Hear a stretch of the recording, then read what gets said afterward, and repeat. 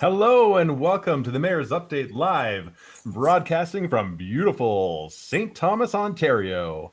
And we have, as always, Mayor Joe Preston. How you doing today, Joe? Happy to be here today. I like this, knowing the time, Wednesday night, and what we're doing, and I really do like this because I even start to think about, okay, what got to make sure I cover this tonight. Got to make sure we talk that. So. And hello to Julian. I see Julian's first in with a comment today, and please, we are live. So if you have questions or comments, please put your questions or comments in there. We'd love to. We've been getting a lot of good comments, if you will, about us being able to answer questions as they're asked. So if anything comes up from the show today, go ahead and ask the question there too. We'll try and get to everything we can. Absolutely. There's been so many things going on. I think the first thing we should mention, of course, is the magical event that's happening in Pinafore this weekend. Yes, the magic of Christmas. And we'll be spending some evenings out there, Friday, Saturday, and Sunday. And it's a pretty Christmassy weekend around town too. But we'll do the best we can with the show there. And last year, the parade was. The drive-by parade was a lot of fun and really well liked by a lot and all.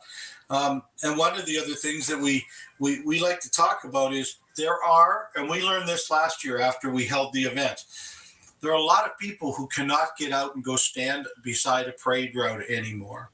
We had a number of seniors or other people last year who said, "Thank you for doing this.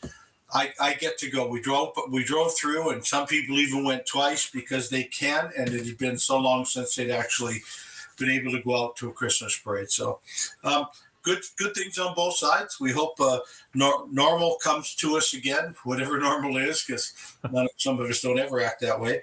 That's fair. In subsequent years, but we'll continue to try and keep the community safe and give it as many fun events as we can. And we've actually got some pickup locations. I'm going to do a little search here and grab the link for that because there's pickup locations for the buses. Yes. And I was asked that today, and I didn't have it in front of me. I found it afterwards, then couldn't find the person who asked me.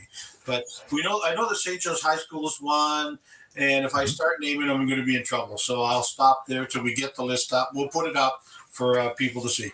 Yep, I'm just going to pull it up right now. And then we've got a question in there about why we can't have a regular parade this year. Well, we could, right? If we'd gotten notice early enough that we could. But the Optimist is a volunteer group who spends a great deal of time, effort, and money putting on a Santa Claus parade in our community. The city special events committee had already approved a parade up to and including the local health unit saying yes to being able to gather that many people.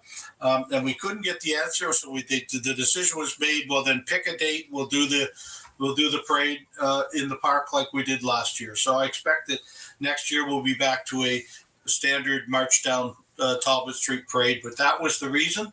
And as I just said, some people found it a way they could actually go do it. And otherwise, for years now, they haven't been able to go get out and stand in the cold on Talbot Street. So this is a difference.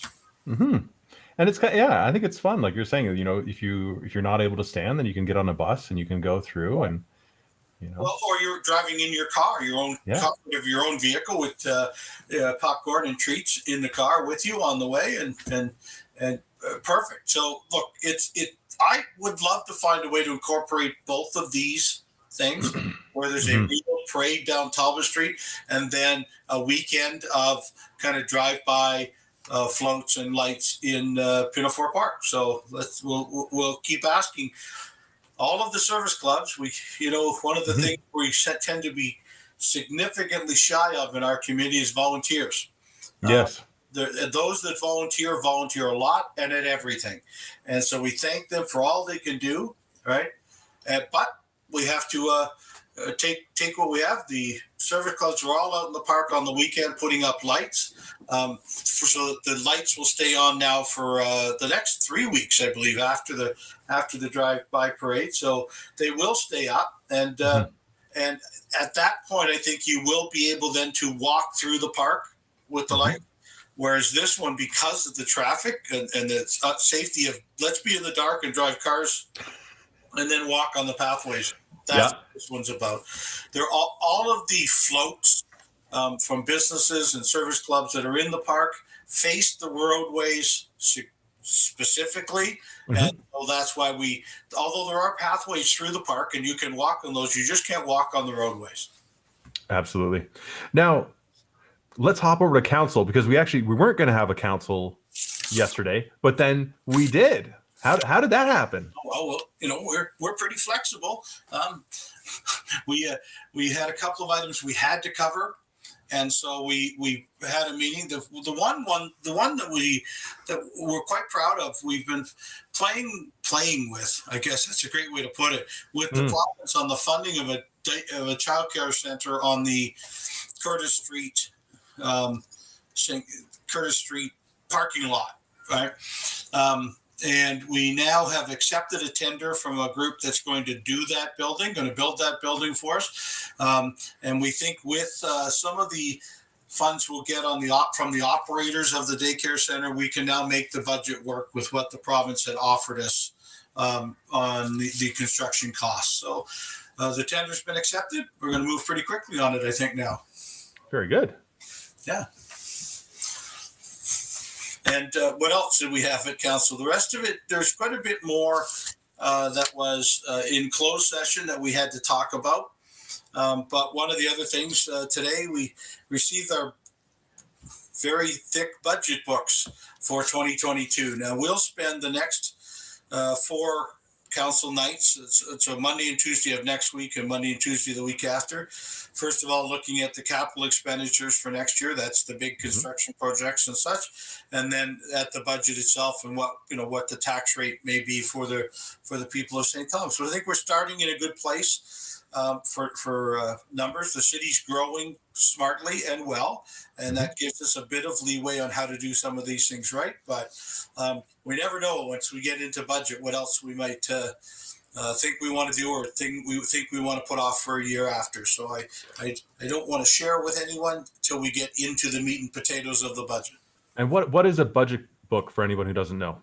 Well, it's the complete listings of all the expenditures that we had in 2021 and that we're projecting in 2022. And what is the difference between the two? How much is it growing or how much is it shrinking? Where are we able to find savings? It also has in it all of the capital expenditure projects, streets, roads, sewers, playgrounds, whatever it is we will have to build next year in St. Thomas. It has those in there, and there's a certain amount of expenditures towards capital expenditures we'll try to do, and we'll try to do as many as we can.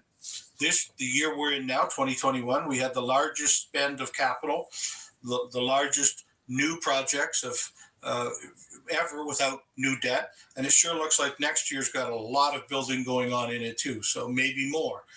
So very pleased. And then all of council and the department heads. So the council start to review it basically from department to department.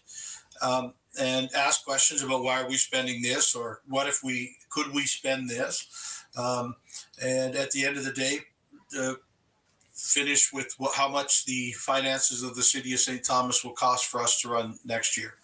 Right. And for people who don't know, like last year you got through this really, really fast, and that allowed you to put out the tenders for projects before other municipalities, which meant you were able to get the best bids going into construction projects, which of course saves the taxpayer money that you can then put into other projects. Well, a great example of that was the large project on Fairview Ave. And we finished our budget, knew that's the number one we want to do, put it out to tenders, got the prices back. Prices came in at $1 million or $2 million less than we thought it would, right? And so we're able to do the project better and cheaper. And so as a city, you'll hear certainly many of the municipalities around us don't finish their budget until February, March. We say thank you very much for doing that for us, because we'll get out there and grab the good contracting companies, road building companies early. Others are starting to learn because they see how much we've been able to save in the past couple of years. But we'll still do it, and we're looking at a tax increase in the city of St. Thomas that's fitting for our citizens and takes into account things like some inflation like we're seeing now and other things that are coming out of pocket. So we don't want it to be that the city is causing any undue pressure by overspending either. Mm-hmm. And now, is there anything coming up for next week's council that we should keep in mind? I don't. It won't be very much from a council, a normal bylaw passing council, because we're going to get right into 2 nights of budget. Mm-hmm. After a short council meeting Monday night, we'll do a special meeting of budget only, and then on Tuesday night also. And I'd love to say that we can easily carry the budget to conclusion by the following week. So I'd love to make sure that we can. And so Monday, Tuesday of next week, and Monday, Tuesday of the following week, hope to finish. If Wow. if it's hard, heavy lifting, if there's stuff we have to decide, we'll go 2 more weeks if we have to. But the earlier we can get it done, as you said, the better off it is for us fiscally. Mm-hmm. Now, of course, near and dear to my heart in the budget is like the art center. How does that, is anything changing with that funding going forward into the next year?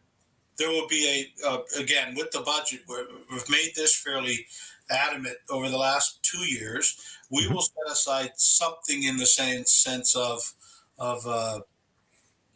grants or contributions to organizations like that in our city. But during the budget process, we'll simply set aside the dollar amount. Okay. Right. It is usually 0.5% of a tax point, right? Which is somewhere around 580,000. So half of that is 260 or 270,000 we have set aside in the past. And not until January or February do we go looking at how we will divvy that. Okay. Right. So it lets us not argue about it or even think about it while we're setting the budget. We set the budget at a dollar amount in that case, and then come back and decide how, as a council, we would complete it. Very good. I love this stuff. Oh, It's always like an educational experience. well, I did offer you before we came on here tonight that if you're having trouble sleeping, I could lend you my budget book. Yeah. Right now, that's not an issue. And a lot of comparison numbers, but it's important that we all know what it means and why it's there. And so many of the councillors, I'm sure even today, were asking questions of department heads. I read in the budget that this is right, so that we get a real good picture of why are we doing it that way instead of another way. Mm-hmm. Cool.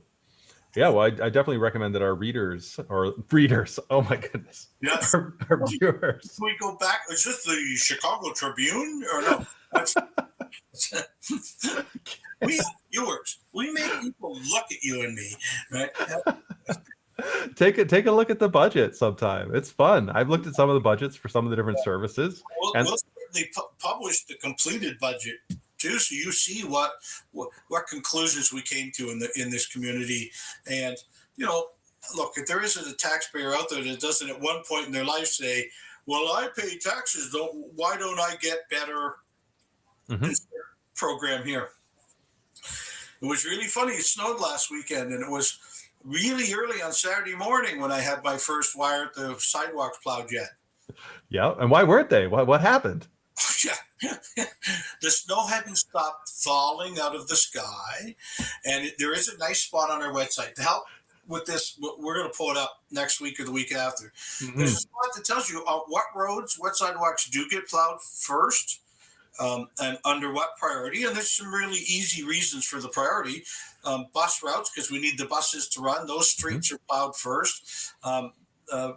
Walking paths and sidewalks that are on busiest streets get done first. But now you're going to tell me, yeah, but I went by such and such a little crescent and it was plowed. Yes. Yeah, because it was between 2 main streets. It's the way to get to the next one. So sometimes the rule is we're going to get to all the main streets and we have to do a couple of others on the way, right?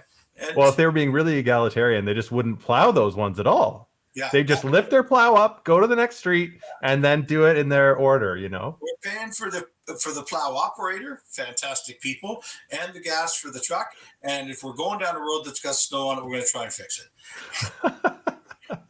Now, whatever happened to that idea of naming the snowplows? I've seen all these articles pop up in the past year of these other communities that are getting on top of naming their snowplows. Has St. Thomas moved ahead with this program? Well, I don't think this was a city program. It was somebody suggesting it to us, right? And not to grab somebody's great idea and do it. Somebody got an idea about naming the snowplows. We'll tell you how many we have and what models they are, and you go ahead and let's do something about that.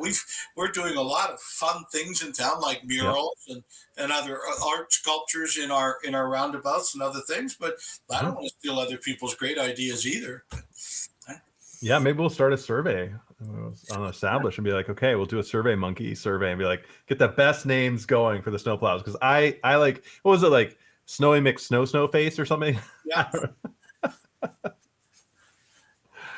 And maybe we do them after historical characters or animated characters or whatever. Who knows? Well, John's saying we should name one after you. The Mayor Joe. Yeah, the Mayor Joe. Yeah. Is that a crack about size there, John? No. I'd be honored, but I'm not looking to put my name on a snowplow. Maybe a little sidewalk plow. That would be yeah, like a little mini sidewalk plow for sure. And so that was really all of the things from the council this week, because there really wasn't supposed to be a meeting, so we got through it pretty quickly. Very good. Another great event happened last night as well, which is the 100 People Who Care from St. Thomas Elgin Foundation. I've met all 100. They all care. So it's a great name for the program. Well, you know what's great about it? They always get more than 100 people. So they call it like the 100 People Who Care, and then they get 100 plus who are all donating $100, and then they take that and they give it as a 10,000 donation to a charity. So they have an event where all those people present the charity. So last night they had 3 they were presenting. If you want to check it out, we did a live stream of it. It's on our Facebook page. It's on our YouTube channel. And then they have everyone who donated gets 1 vote. Yep. They all vote. Whoever gets the most vote, whichever charity gets the most vote, gets the $10,000. It's this fantastic event that's been happening for years now in St. Thomas. And some really great programs from charities in our community received $10,000 in the past years. And last night, Indwell, right? Yep. A company who, if you don't know, a charity that's helping us with our supportive housing and helping house people in the most vulnerable situations, come right straight from the street into housing. And I'm happy to see that they win. That they won last night, and $10,000 is going to go a long way to housing and feeding people in the next year. Yeah, from their presentation, it looked like they were putting that towards helping feed people in our community and get their kitchen going. And yesterday, if you don't know, was Giving Tuesday. You know how we have Black Friday and Cyber Monday. For those in the philanthropic field, charities in particular, Giving Tuesday was yesterday. And so it's the day when they really try and get people before the end of the year to donate to their causes so they can issue receipts and stuff on time. And I was following Indwell yesterday. They were doing a great job on social media telling people about feeding people. So good job. There was not a bad plan last night. No. Each of the other 2 groups could easily have succeeded and would very well use the money also. So, absolutely. And we've got another comment in from John saying, "It's not your size, Mayor. It's that you plow through things and get it done." See, I love this guy, John. Where have you been? Help me on social media from time to time.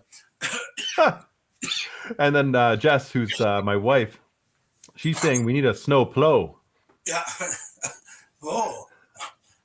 But I bet the snow gets pretty deep around your place too. But I saw you had the baby out in the snow for the first time last week. And yeah, that's so fun. And well, my father-in-law, Richard Andrews, he always plows our driveway. It's fantastic, as well as like everybody else in the county. Well, if I can jump in there, because snow angels. Yes, please do. Yes. We had our first snow this last weekend. Of course, Monday morning, Heather comes into the city hall to a list of, how do I get a snow angel? How do I get a snow angel? How do I get a snow angel? And we just don't have enough. So if you don't know what the Snow Angel program is, it's for people who can't shovel their own sidewalk or their own walks. So we get each of those people a snow angel that lives in their neighborhood, somebody who volunteers. And it doesn't have to be first thing the next morning, because most of the people are not needing a snow angel to get to work or anything. Mm-hmm. And so we promise that their snow angel will come the next day and do their sidewalk and such. And we have a number of really dedicated snow angels, people who volunteer, and we try to put them in a neighborhood where there's 2 or 3 people who need a snow angel, so they can, or one if that's all they want. But we have some that'll drive anywhere in town. Who's missing so far? How can we go do this? And it happens. We also had a number of asks this last weekend about high school kids volunteer hours. Could they use it? Yes, please. If you want to be a snow angel and you can get to a house, we'll find one very close to yours in your neighborhood, and we'll make it work. So please think of the volunteer part. Think of the helping the people in your neighborhood or wherever you can get to, who just otherwise may not get out of the house after a snow like we had on Saturday or Sunday. And certainly if it was any deeper, it would be a lot longer. So help us with that. Contact Heather in my office, and she'll be happy to give you 1, 2, 3. And we do have snow angel teams where when they have one person they're helping, but when one can't get there, the other can. So fantastic. Go see what you can do. Yeah, and Faye Gallagher is asking, will there be music in the park this summer? Some good groups or bands? Well, we did have music at the park this past summer with the Railway City Arts and Music Festival. Yeah. We're going to use Pinafore Park for a lot more of those types of events this ongoing. We'd like to see the jewel of our city, Pinafore Park, used for more of those outdoor. But I think you're talking about like Sunday in music in the park at the band shell. Yes, if we're allowed to gather, we're going to gather. That's the way to do it. Absolutely. I'm excited for that. And like they just kind of like tested the water this year. Right. So I'm expecting next year is going to be a much bigger festival. Right. I mean, I think they had like a week or two to plan it too. So it's, Right. And I love festivals like that because there's always good food too. Right. But all the food trucks aren't bad things, but there's good food too. So. Yeah. Oh, so good. I mean, I think the biggest thing I've missed over COVID is the Canada Day festivities that we haven't been able to hold. Yeah. In Pinafore, because they're always fantastic. I mean, they had like ponies one time. You like ride. Oh, I couldn't ride a pony, but like kids could ride ponies. Right. I think that's great. Well, I don't think those were supposed to be there. I think they escaped and went there. Oh, is that how it worked? Look, we can have lots of great community events, and we have a pent-up demand of both the need and the ideas for these events. Absolutely. I mean, just look at Nostalgia Nights and how well that went. Oh, wow. What an incredible night downtown with all the old cars. And again, even there, Graydon, you and I both know the next day and the day after, well, I didn't know that was going on. Why didn't you tell us? I know. I don't know how to tell people more than put it on Mayor's Update. That's one. But we also do share it other places and other social media. But we continue to try to tell everybody what's happening when. So as we already said, the Miracle of Christmas this weekend, the Downtown Santa. And are we allowed to tell people the time now since it's on the website? I think we can tell them the time. I'm going to say that Santa's going to be downtown on Saturday, wandering around and with some candy canes for the kids and perhaps some presents for others. So I guess that's the best we can leave it, right? So make sure you're shopping downtown on Saturday. That'd be a good place to be if you'd like to see Santa and perhaps be treated by Santa. Absolutely. And we might do some live streaming while Santa's downtown. So if you pay attention to our Facebook page and you see a live stream pop up, you might get a hint of where Santa and his elves are. Okay. Well, I'm going to have to watch on the on the video because I'm going to be busy on Saturday and I'll have to tune in to see where Santa is. Perfect. Well, I mean, I'll be there, but I'll get other people too. Yeah. maybe Jess and Liliana will tune in to watch just like they're watching tonight. Which I gotta say, it's pretty cool to know that your family's like watching you do these live streams. Yeah, I haven't seen Stephanie pop up in a couple of weeks now. Right, so maybe I've become a little less fun to watch. No, Well, I don't know. She's up pretty early, doing her workouts and oh stuff. yeah, So yes, gotta imagine she's pretty tired by this time of night. yeah.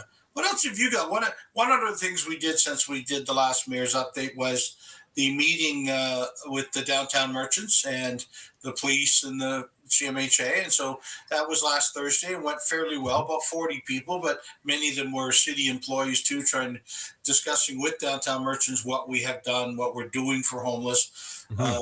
The food supplies, that type of stuff. So I thought it went pretty well. I wish every time we're having a town hall meeting with merchants, I'd like it to be all of them, hundreds of them.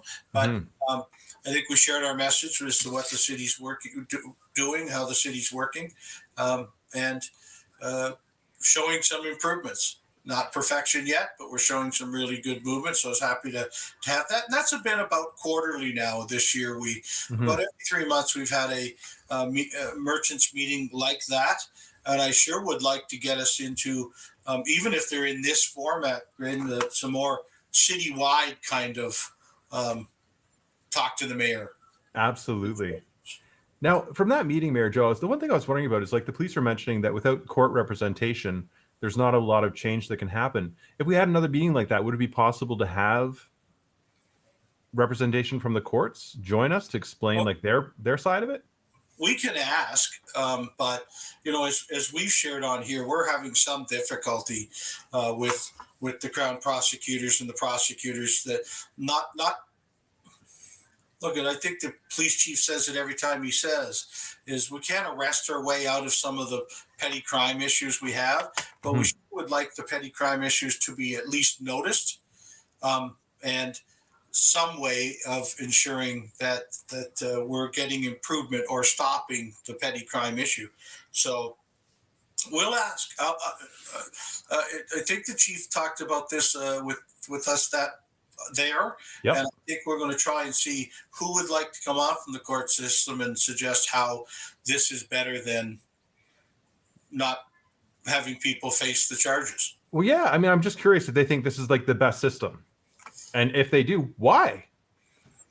I'm very curious. Well, I mean, obviously, Greg, some of it has to do with overcrowding in jails. And and during COVID, they really had to lower the number of people that were incarcerated. So maybe we'll start to see some changes either way. But you're right.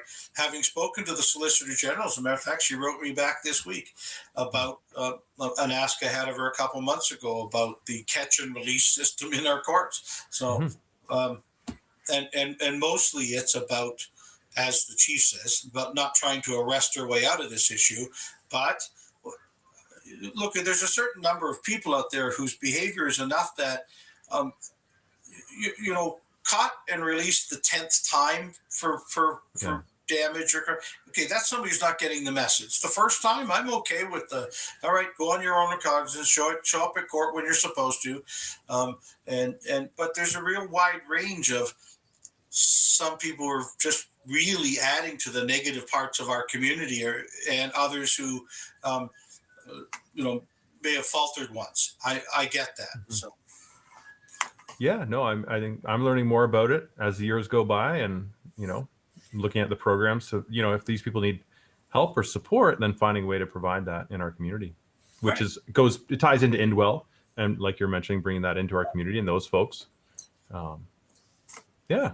I'd rather continue to bring good programs like that, like Indwell, like the street team, like the most that we use with our police officers in the downtown and the mental health. And we also are now using some more special officers, not fully, I don't know what's they're special officers assigned usually to the courts. And so courts are not functioning at their highest, with some of these special officers now walking the beats in downtown. And so we've got resources. We are trying to move them into the places that do us the most good. Absolutely. Yeah. No, it's good. One step at a time. That's what I tell myself. Yeah. Well, and sometimes it is 2 steps forward and then one back again. But at least it was 2 steps forward before that. So I feel pretty comfortable in the improvements we've made. And Mhm. sometimes also, Graydon, when we make improvements and people see that we're working hard to make improvements, then they are anxiously awaiting the next one. Yeah. Well, in the case of supportive housing, we've opened up the first of the supportive housing. We've only just broke ground on the next 45 units, and so it takes a while to do construction and do the build. So we have to be patient to before we can deliver some of this. Absolutely. And I was talking to um, the lady from Indwell who was at the presentation for the 100 Right. People Who Care last night. And one of the questions I was talking to another member of our community about was like, is there going to be a community space in the new place where like people can go and socialize, play a card game, get some water, get a snack. So I was like, is that available in this new build at 10 Princess? She's like, absolutely. We encourage all of that.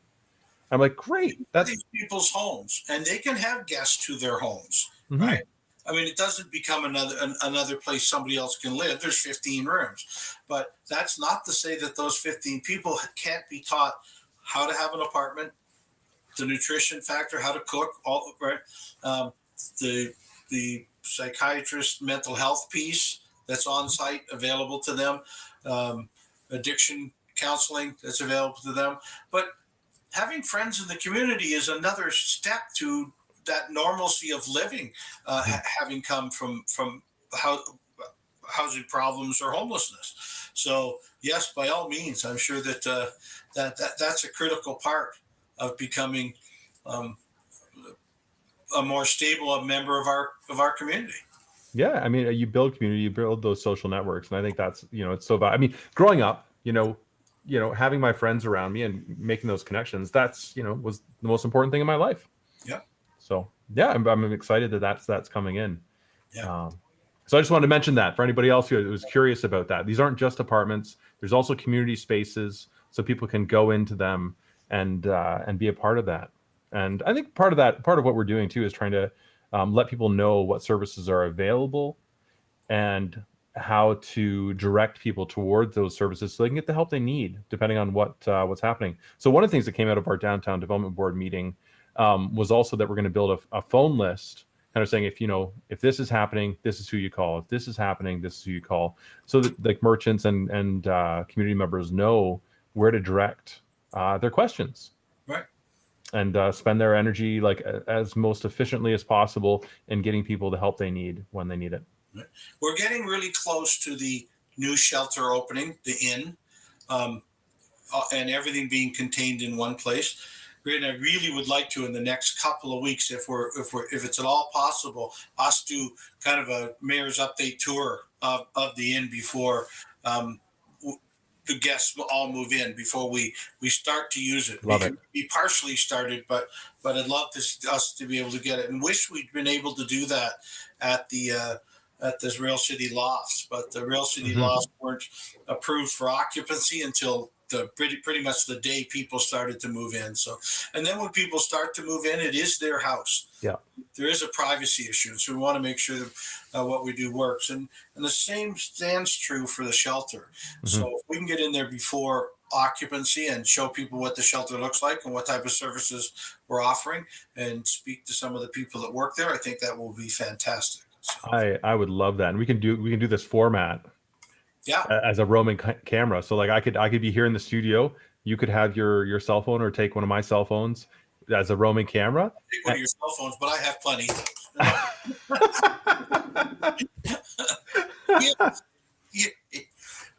Yeah, so I've got these ones that are ready now for this mobile studio. It's okay. All right. Yeah, I don't know. I'll whatever.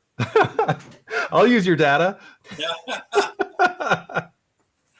No, it's so exciting with this new format, and getting that mobility piece is really exciting. So we had that last night, kind of on the fly. One of the presenters had to go virtual like the day before, and we were able to accommodate that.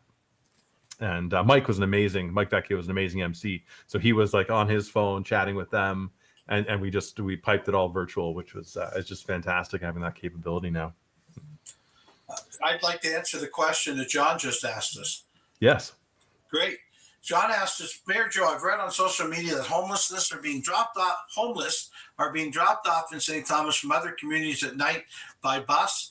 Is this true, or is this just a rumor? It is a rumor. That's not to say, and our police chief put out a whole story on it and copied one from Chatham who had a similar rumor. People are being dropped off there. Look, we don't limit mobility. If someone from St. Thomas wants to go to St. Catharines to visit somebody, they certainly can go do it. And we will often see a one-off or one or two people in our community. It's very hard for someone who's homeless to travel like that. Someone has to want to give them a ride. There is no other communities offering rides and dropping them off here, because we know who's new in town pretty quickly. If you're homeless in our community, the first place you're going to head is probably to Grace Cafe or to In Out of the Cold, because you'll need a place to sleep or something to eat. That's the essence of homelessness. And so if you go to either of those places each day, we know right away there's a new person, and someone will go ask them, "Hi, who are you and where are you from?" And if the person is here from out of town, we ask them, one of the first questions we ask them is, "Would you like us to get you back home? Would you like, if you're from Peterborough and you're all of a sudden in St. Thomas, don't know why, but would you like us to?" And if not, then, well, they do get to stay in St. Thomas. They traveled here on purpose, but no, there's no buses, vans, large cars, anything bringing people to our community en masse. And there will be the one-off, but the same is also true, as the deputy chief said. There'd be as many. We find citizens of St. Thomas or homeless from St. Thomas. 2 or 3 weeks later, somebody calls us from another community in Ontario and says, "We have somebody here who's from there. How can we help them get back home?" So both ways happen, but it would be equal. We do we have a by names list. That's where we know the names of most of the people who are living on our streets or living in homelessness or near homelessness. So we know those names, and we have just completed a just-in-time inventory of all the people who use those services in our community too. We'll be releasing those numbers, but it's in the 50 to 100 frame, and it's stayed pretty constant at that number the whole time I've been mayor. So if there's a lot of new people showing up every week, I wonder where the old ones are going, because that's not what we're seeing. But trust me, I've heard this story a lot, and it basically is urban myth. But if you were to witness somebody being kicked out of a car or dropped off in St. Thomas, please report it to our police, report it to our housing people, report it to the inn. Do your best to let this be known. Grab a license plate, I guess, is even better. Yeah. Please do all the things you can, because that truly is kidnapping if it was happening. And so, right, we've spoken with all the bus companies. There's no bus companies that have had any bookings of large groups of homeless coming from another community to here. We continue to, and there is no regularly scheduled buses as of yet to anywhere to St. Thomas. So we know it's not that. So please help me with that rumor. That's not, as I said, it's not to say one person may not have come here from somewhere. But the same is happening the opposite way too, and there's no truth to the vans full of people or buses full of people rumor. Very good. Let's put that one to rest. Yeah, we'll try. But like you said, if you have evidence, then absolutely, right. Let the people who need to know. Right. But until people have that, then you can't really take action on something that you have no basis to take action on. So we have a question in from Janet Walker Robertson, and she's asking about Grace Cafe and moving it from the main street.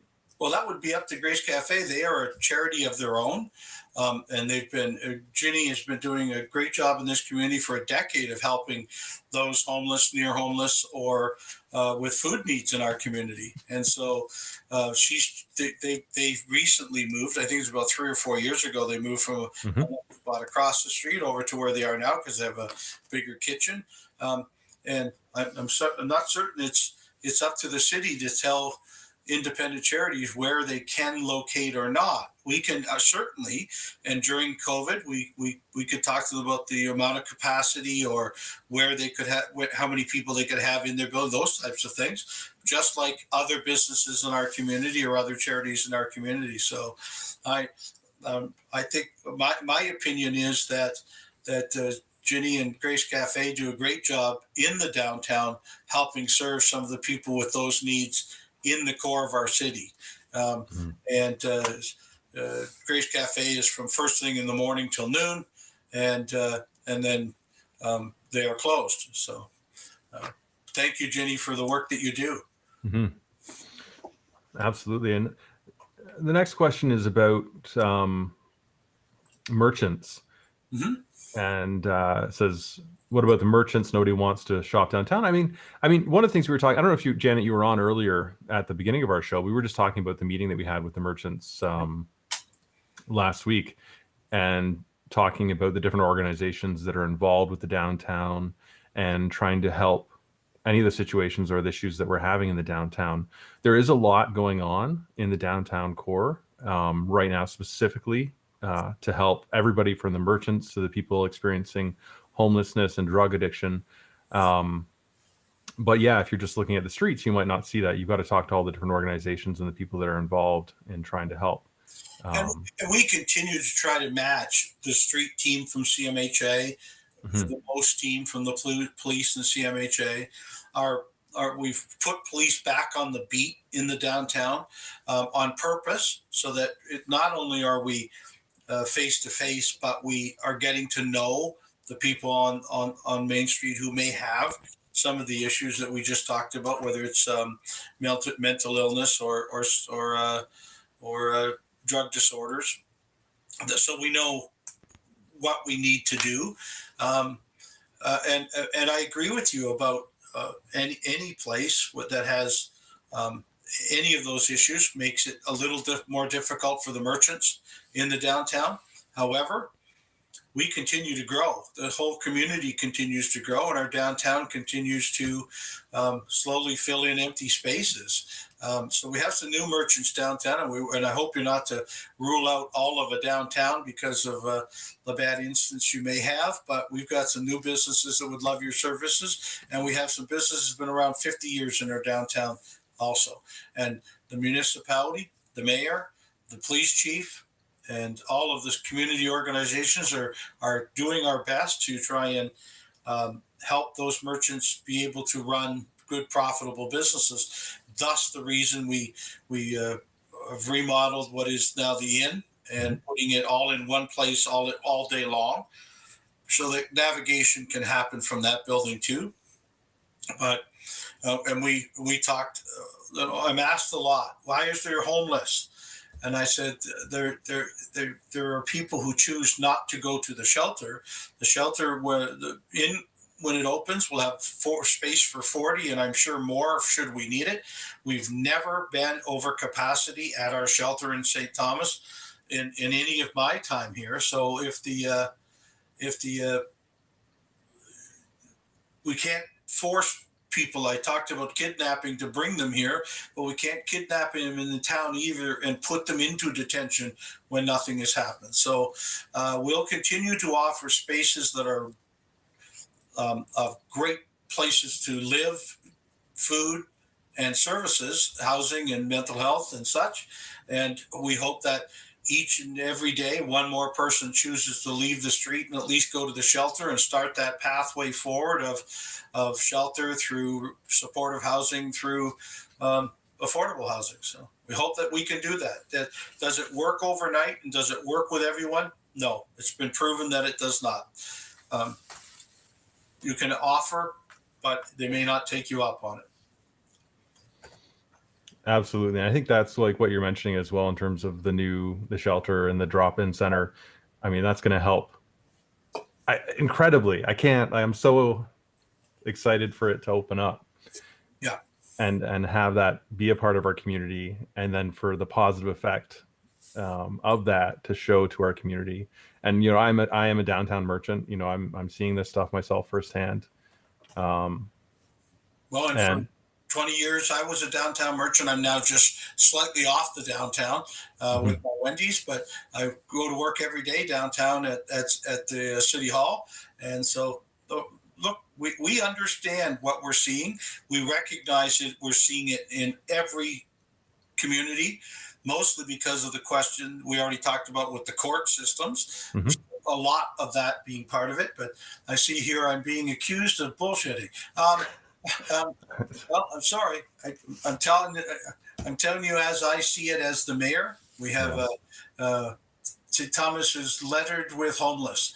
I'm assuming we have the same number of homeless as I'm not assuming. I know we're having the same number of homeless as when we started great projects like even the 230 Talbot, our social services building with the affordable housing above it.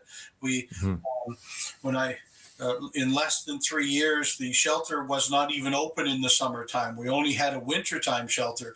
So fewer people were living in the shelter, and now more are. And we hope to continue to improve that. So I can't say I won't be proud till we've got it, till we've put more and more homelessness into housing, the housing first model, and we'll continue to try and do that. But we won't stop what we're already doing to wait for perfection. We'll keep doing our best to do that. And I know a number of hard-working organizations in town, as Ginny was mentioned before, but Laurie and Sharice and the team at the Inn, that is not a city-owned facility. That's a community group that struck out on their own to start a shelter. And so we're really pleased with all of that. But I won't apologize for the good things we've done. We'll continue to work hard to work on correcting what's hurting our downtown merchants. Absolutely. I wish there was a camera that could just follow you around and everybody else that's working so hard on this, just to show everybody. Because I think more work is being put into this than almost anything else in our municipality. And I mean, that's good. That's good. But look, if anybody who is not assuming that we're doing good, come on out and volunteer. Show us your skills. We can always use the extra help. I know the Inn could always use the extra help. And our as we work towards supportive housing and everything else, by all means, we're not saying we know the only way. All right, please help us if there's good volunteers out there that would like us to help with the homeless. Some of our homeless have mental disorders and other drug problems that makes them not want to be indoors with other people. Well, if we could get more volunteers out there working one-on-one with some of the most vulnerable on our streets, perhaps we can get them back into places like the shelter too. Absolutely. I think that's a question and answer stuff. I know it's good. And Janet, thank you for chatting with us and expressing your concerns. And everybody, it's just, it's a part of the conversation. Yeah. We'll continue to take your input and implement as much stuff as we possibly can. And as we said, Inwell came to town and is really helping us. But the ground is just broken on Queen Street. We won't open 45 more beds for at least a year, right? Yeah. So we've got to have our now plans of the shelters. Yep, absolutely. You've got to do what you can with what you've got at the time and plan as best for the future as you can. But I mean, nobody anticipated this, so it's hard to plan for. I agree with the next comment. We should have no one living on the street. And as mayor, we made sure, as council, we made sure we have room for everybody who wants a bed tonight to have one, for everybody to have a house, be housed now and fed now. And there will be empty beds at the shelter tonight, even though there's space and need. So we'll continue to try and convince those that are not using the facilities that the taxpayers of St. Thomas are paying for them, and for good reasons in their mind, and I'm not going to try and interpret them all. So we'll keep going, and we will keep the night we hit capacity, we'll increase capacity.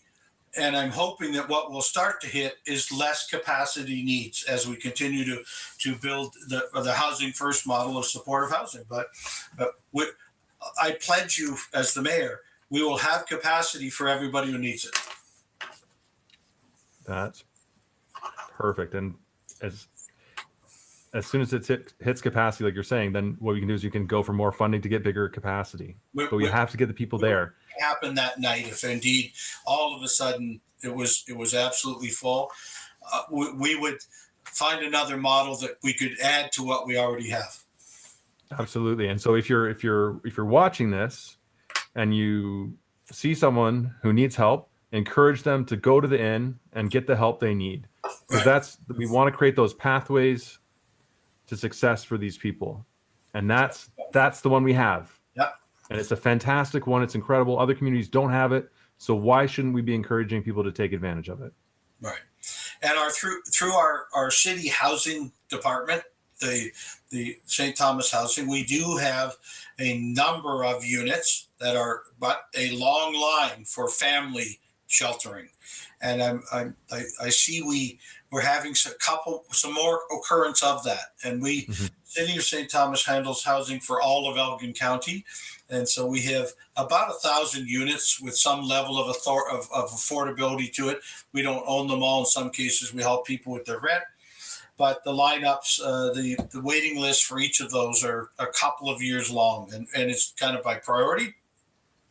So as somebody is in a greater need, we'll find them a place and we'll make it work as best we can. And on that situation, it isn't always overnight. Right? Our shelter is made for single men and women. Mm-hmm.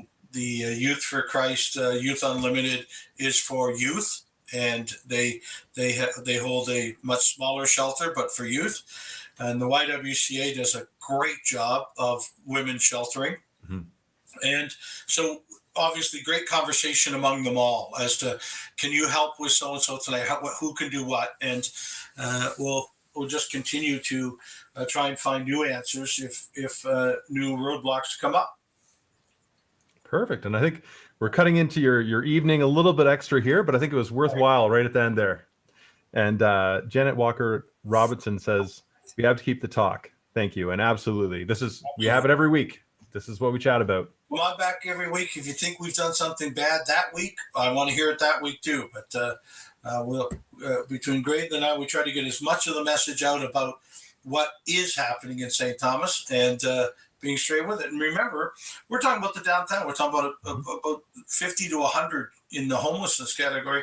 Well, we have a city of 44,000 or thereabouts that we also have to make sure functions really well every day too. So we'll continue to make sure the snow's plowed and the water comes out of the taps and the trash gets picked up across the community too.